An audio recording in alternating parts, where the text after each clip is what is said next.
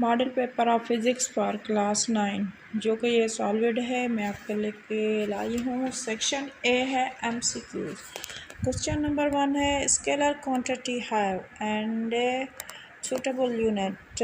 Scalar quantity have dash dash and suitable unit। इसका answer है ए magnitude.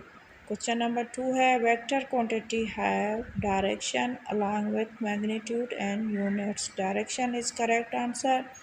3 which one is vector quantity is weight is correct answer B. Which one is a scalar quantity? Time correct A. 5 है distance is a dash quantity scalar quantity। इसका option B correct है। ये section A था जो MCQ पे मुश्तमिल था।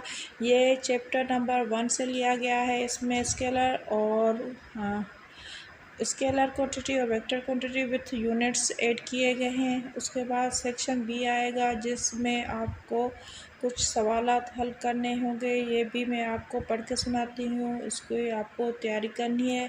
Section B है स्ट्रक्चर क्वेश्चन। क्वेश्चन नंबर 1 है drive the following equation of motion S is equal VIT plus 1/2 AT²।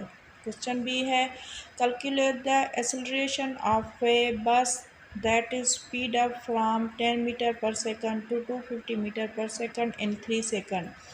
Question number 3 है a ball is dropped from a height of 1000 meter. What will be its velocity before touching ground? Question number 4 है find the force that can be stop a bus to rest in a 4 seconds from its initial velocity of a 16 meter per second. The mass of a body is 3 kg।